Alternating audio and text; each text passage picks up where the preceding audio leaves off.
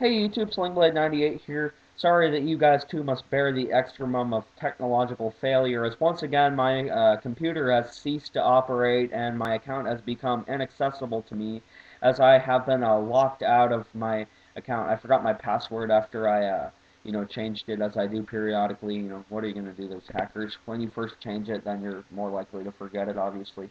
But I've been not able to even send for a new one to my email account because the library computers never update their fucking flash players.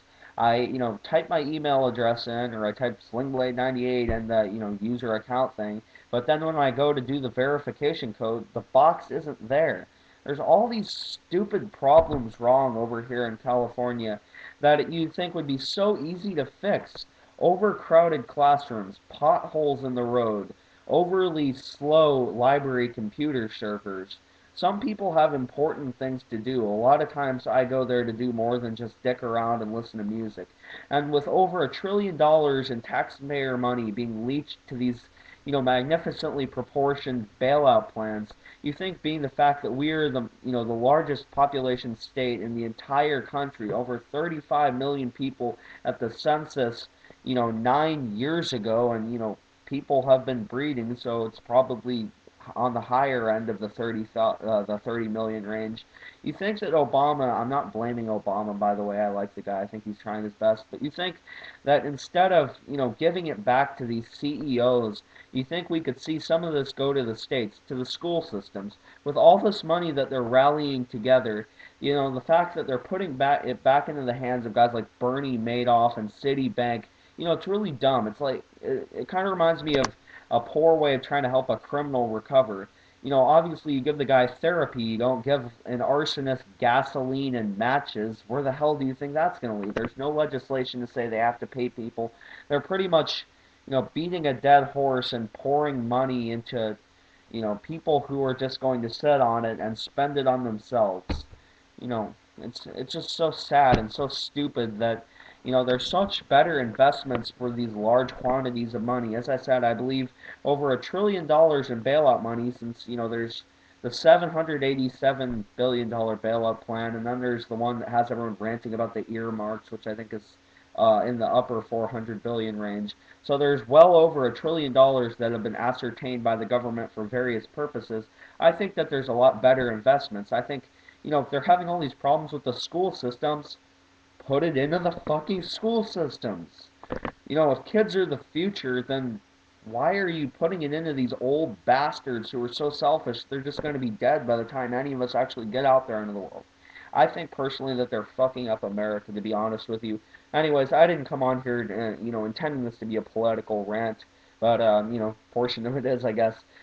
This is actually going to be a mainly wrestling related video. A lot of things have happened in the wrestling world. We've had a passing, we've had some storylines involving the living and the not so living Vince McMahon. Anyway, allusion to the zombie video if you don't get that one. So we've had a lot happen in my absence. First and foremost, rest in peace, Test. I actually just found out about this about 20 minutes ago when I actually was able to log into this account on someone else's computer. I bet you recognize this background. This is my safe house for being able to make videos. Pretty much the only place where I am when my computer's down. Um, anyways, Tess passed away very young age, 33, and me being a younger wrestling fan, newer to the sport, approaching about 3 years of watching, younger than most of these people, I wasn't familiar with his run in the early 2000s to the about 2004, I think was the first time WWE released him. And I've heard a lot of good things about him. I remember him more for his run in ECW and TNA, I'm not saying his equality, but that's the time period when I was watching it, he was there basically. He had a pretty decent run in ECW. I thought he was a good heel, and I thought he was one of the few heels actually working around that time. I always liked him infinitely more than Mike Knox. I thought the guy could actually wrestle, and I think despite the fact that he might have been at some point or another, this is probably just speculation, but it's not unlikely that he had done steroids at one point or another. It's pretty evident, in fact.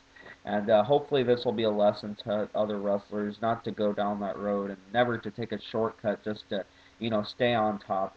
It's the company's fault that a lot of these guys do these things because they make it so hard for them to succeed. Saying no to guys like Samoa Joe and Takeshi Morishima, not giving them a chance for their weight. They've done this before where they just send a guy to a developmental territory until he could lose some weight. I think that the companies make it too hard on the wrestlers, and I think that's why they turn to these steroids because it's so hard for them to get ahead and actually be able to succeed in the business that they have to turn to these shortcuts. And look how many guys in a congregation with the stress and the rigorous road schedule, how many guys we've lost. Eddie Guerrero, I think at one point or another at least took steroids because he was out there for a while, and I don't think steroids were banned until like 1991 in wrestling. Hulk Hogan, even Vince McMahon have admitted to doing them. The Ultimate Warrior, and how many guys do we have to lose before this stops? Rest in peace, Test. It was far before your time. I don't know if there was something besides, his own inflicted problems that may have contributed to his death. But rest in peace, man. You're no longer with us, and that's a tragic thing. Oh, man. Anyways, back to other non-living people. Vince McMahon was viciously assaulted by Randy Orton along with his whole family, kicking off a rather boring feud with Triple H, which we're forced to witness via the video package that they never seem to change every week on SmackDown, ECW, and Raw. It's actually pretty funny if you watch that video package, how corny it looks every time Triple H lifts up a curtain. There's some guy in a headset running out from behind there. And, if you look at his wife during the earlier on Randy Orton interview before Triple H broke down the breakaway door with a sledgehammer, she's just got this look on her face like, when is this going to happen? Just like totally fake and plastic, just like, waiting. And, I don't know if it's confusing to see your husband, if that was actually his wife, probably was, turn into this violent, despicable, blackguard. But, Randy Orton, as always, cut an excellent promo. And then it was just kind of funny, the breakaway glass window. And, this whole feud is rather boring to me. And if you watch Triple H's, egotistical display of douchebagism where Randy Orton actually got to him and managed to get him down, stomping on his head a few times, look at the rest of the McMahons. Obviously, they're not meant to be wrestlers and power players, but still, they went down. And it would have looked better for Randy Orton and the brutality of this whole situation if Triple H hadn't, kept getting up. But he's such an egotist. I heard that WWE was supposedly not going to let a magazine release any pictures from an upcoming video game within the last 2 years of Triple H being beat up, and they actually did that, showing him being beat up by Kane. So, politics even in the video games. And I personally think that the storyline is kind of boring. It's not that, good on the other end of the spectrum over on SmackDown. Edge and Vicky Guerrero are getting in a bit of a rehash thing. If you remember a while ago, they had a kind of a scrapped angle where they had Alicia Fox in a video promo um, with Edge. Yeah, now it seems like they're just doing the same thing with Vicky, and they're substituting John Cena for Triple H. He's showing the security video package that they seem to have, just spontaneously. They had a clip of Vicky kissing the Big Show, which was, oh, that was disgusting. Thank God Cena was joking about the love square thing between Big Show. I'm mispronouncing everything today. Big Show. Vicky Guerrero and Edge. Anyways, WWE needs to get on track with their storylines. Okay matches, but they need to also invest some more wrestlers into their women and tag team divisions, because Carlito and Primo have been facing each other every single week, and it's the same tag teams in the Diva division also fighting each other. So WWE really needs to get on top of their game. This is just, obviously kind of a quick video.